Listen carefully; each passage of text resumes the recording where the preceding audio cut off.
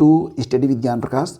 दोस्तों, UP TGT और PGT परीक्षा में जितना भी समय बचा हुआ हो, लेकिन उसके पहले आपको कुछ ज़रूरी टास्क हैं जो कि बहुत ही महत्वपूर्ण हैं आपकी सफलता के लिए। ये आपको पूरा करके जाना है। तो अगर इतना काम आपने कर लिया तो आप ये सुनिश्चित कर सकते हैं कि इस बार परीक्षा में आप सफल हो जाएंगे। तो यहाँ पर देखो, मैं ये नहीं कह रहा हूँ कि आप पढ़ाई नहीं कर रहे होंगे, लेकिन कभी कभी होता है ना कि जो स्टडी होती है वो सही दिशा में नहीं हो पाती है। तो यहाँ पर मैं आपको गाइड करने वाला हूँ कि किस प्रकार से आप अपनी जो सफलता है उसको बिल्कुल श्योर कर सकते हैं, सुनिश्चित कर सकते हैं। तो एग्ज़ाम से पहले कुछ बहुत ही महत्वपूर्ण बिंदु हैं। ये चर्चा आपके लिए बहुत ही महत्वपूर्ण रहेगी, तो ध्यान से सुनिए। देखो फ्रेंड्स, सबसे इम्पॉर्टेंट आपके लिए ये समय है। और फिलहाल जबकि सोशल मीडिया में इस बात पर चर्चा चल रही है कि परीक्षा कब होगी कब नहीं होगी, लेकिन परीक्षा चाहे जब हो, आपको सबसे पहले तो परीक्षा के प्रति तैयार रहना होगा। तो यहाँ पर आप खुद बताइएगा, मैं एक एक बिंदु आप लोगों को देता हूँ और आप ये खुद बताइएगा कि ये जो बिंदु हैं क्या इस पर आप तैयार हो चुके हैं। चलिए, सबसे पहले तो आपका सब्जेक्ट चाहे जो कुछ भी हो, यहाँ पर जो गाइडेंस है वो सभी विषयों के लिए होगा। तो सबसे पहले तो आपका जो भी विषय हो उसकी जो बेसिक किताब मार्केट में इसमें उपलब्ध है, ख़ास तौर से एनसीईआरटी की या फिर यूपी बोर्ड की। मैं यहाँ पर प्रेफरेंस दूंगा यूपी बोर्ड को, क्योंकि परीक्षा जो है वो उत्तर प्रदेश की है। तो यूपी बोर्ड की जो किताबें हैं उसकी भाषा भी यूपी के जो एस्पिरेंट होते हैं उनको समझ में ज़्यादा आती है। तो यूपी बोर्ड की जो किताबें हैं उसमें ख़ास तौर से आपके विषय की जो कक्षा 9, 10 और 11, 12 की किताबें हैं उनको एक बार आप सरसरी तौर से ज़रूर देख लें। आपको पता चल जाएगा कि वर्तमान में क्या क्या चीज़ें आपके सिलेबस में शामिल हैं और कौन कौन से ऐसे बिंदु हैं जो कि आप अब भूल चुके हैं, क्योंकि मानव मस्तिष्क इस प्रकार से डिज़ाइन किया गया है कि पुरानी बातें जो हैं वो उसको भूल जाता है। तो रिवीजन बहुत ही ज़रूरी है, इसलिए एक बार कक्षा 9, 10, 11, 12 की किताबें आप ज़रूर देख लें। और ध्यान दीजिएगा कि जब आप किताबें पढ़ रहे हों उस दौरान जो बिंदु, चैप्टर या अध्याय आपको महत्वपूर्ण लगे उसे आप मार्कर से चिन्हित जरूर कर लें। ये चीज़ें इंपॉर्टेंट हैं, इन पर लौट कर हमें दोबारा से आना है और इन चीज़ों को हमें याद रखना है, कंठस्थ रखना है। सबसे इम्पॉर्टेंट क्या है कि कोई भी परीक्षा अगर आपको क्रैक करनी हो तो पिछले साल का जो क्वेश्चन पेपर होता है उससे आपको ये पता चल जाता है कि किस प्रकार का ट्रेंड चल रहा है, किस प्रकार के प्रश्न एग्ज़ाम में पूछे जाते हैं। पेपर सेटर भी जब पेपर सेट करता है तो एक बार वो पुराने जो क्वेश्चन पेपर हैं उनको वो ज़रूर लगाते हैं। और कई बार जब वो पुराने क्वेश्चन पेपर का स्टडी कर रहे होते हैं तो उनके दिमाग में कुछ टॉपिक जो हैं वो छप जाते हैं, जहाँ से प्रश्नों को ढूंढ ही लेते हैं। इसलिए पुराने जो क्वेश्चन पेपर हैं उनको आप ज़रूर लगाएं। अब कितने साल के लगाएं, तो मैं कहूँगा कम से कम पिछले 5 सालों के, यानी कि पिछली 5 बार जो परीक्षा हुई है ये क्वेश्चन पेपर आप रट जाएँ। कोई आपको सोते से उठा कर भी पूछे कि इसका उत्तर क्या है तो उसका आंसर आप दे पाएँ, बिल्कुल इस स्थिति में आप हूँ। मतलब कि इतना आपको रट लेना है पिछले 5 साल का जो क्वेश्चन पेपर है। प्रश्न पत्र में पूछे गए प्रश्न किस टॉपिक से पूछे जा रहे हैं आपको पता चल जाएगा कि जब आप पिछले साल के जो क्वेश्चन पेपर जब आप PYQs लगाएंगे तो आपको पता चल जाएगा कि इसमें कौन सा टॉपिक ज़्यादा महत्वपूर्ण है जिससे बार बार प्रश्न पूछे जा रहे हैं और कौन सा कम महत्वपूर्ण है। तो जो महत्वपूर्ण टॉपिक है उसको आप नोट कर लें और उसका फिर से एक बार रिवीजन ज़रूर कर लें, क्योंकि कुछ नए तथ्य होते हैं और उनको पढ़ना जानना बहुत ही इम्पॉर्टेंट है।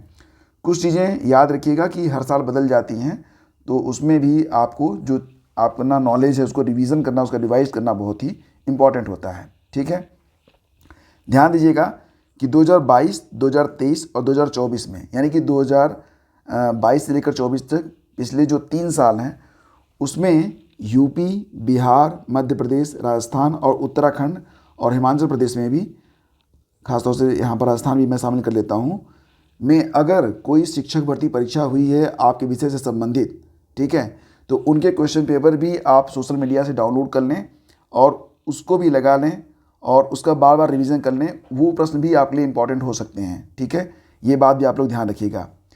और अगर आपको कहीं पर कोई डिफ़िकल्टी हो रही हो, चीज़ें आपको समझ में ना आ रही हो, तो आप यूट्यूब का या फिर गूगल का सहारा ले सकते हैं। फालतू के जितने भी चैनल हैं, फालतू के जितने भी ग्रुप हैं या फालतू पर जितने भी चैट्स हैं वो सब आप फिलहाल कुछ दिनों के लिए, जब तक आपकी परीक्षा नहीं होती है, उसको आप बंद कर दें, क्योंकि आपका जो टाइम है वो बहुत ही इम्पॉर्टेंट है।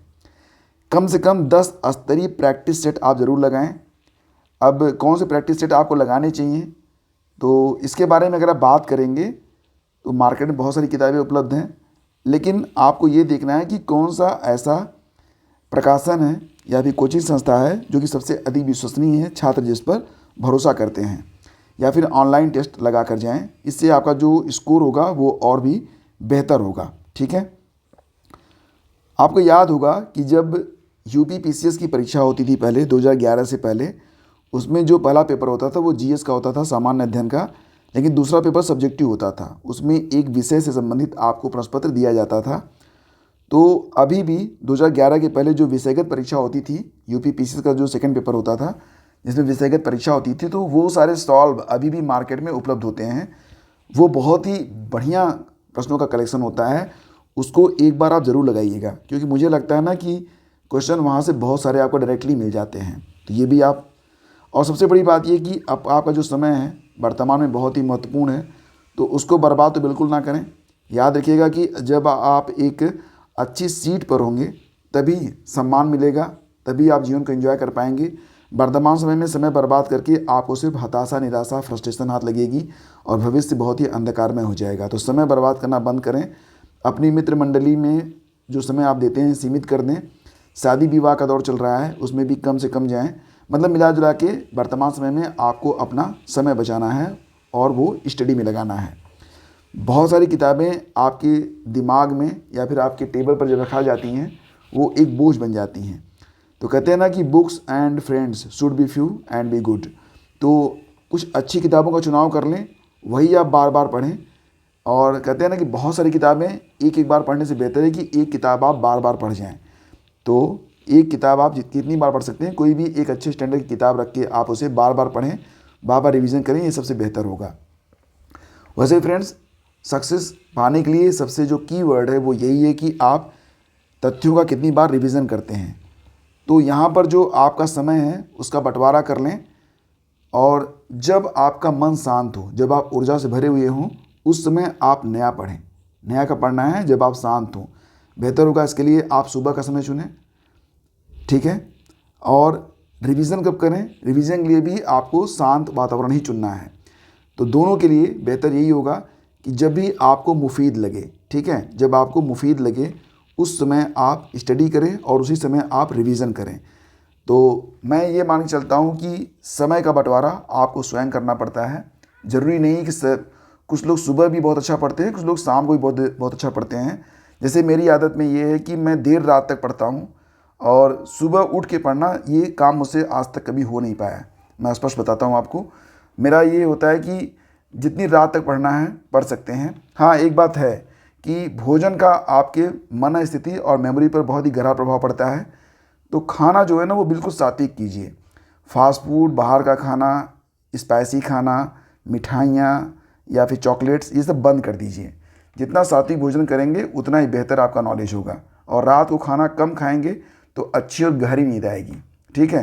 देखो एक बात मैं आपको बताऊं, जैसे जैसे दिन चढ़ता है, सूरज जो चढ़ता है ना, उसी के हिसाब से हमारी जो जठराग्नि है जो कि भोजन को पचाने का काम करती है वो बढ़ती और घटती है।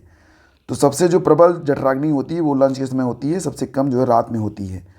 तो सुबह चाहे जितना खा लो, दोपहर तक आते आते वो पच जाएगा, लेकिन दोपहर के बाद क्रम से हमको अपना जो भोजन है वो कम करते रहना चाहिए। और रात का जो डिनर है आपका, ये जितनी जल्दी आप कर लेंगे उतना ही बेहतर रहेगा। और अगर आप रात का डिनर 8 साढ़े 8 के बीच में कर लेते हैं तो कल सुबह, मतलब अगले दिन सुबह लगभग 9 बजे के बाद ही कुछ खाएं पिएँ। तो ये जो इंटरमिटेंट फास्टिंग है, इससे आपकी जो शारीरिक और पाचन के कई सारे दोष होते हैं वो समाप्त हो जाते हैं। तो उतना ही खाइए जितना ज़रूरी है, अनावश्यक फैट जुटाने की कोई आवश्यकता नहीं है। इससे आपको जो है मेमोरी, कंसंट्रेशन में भी प्रॉब्लम आती है।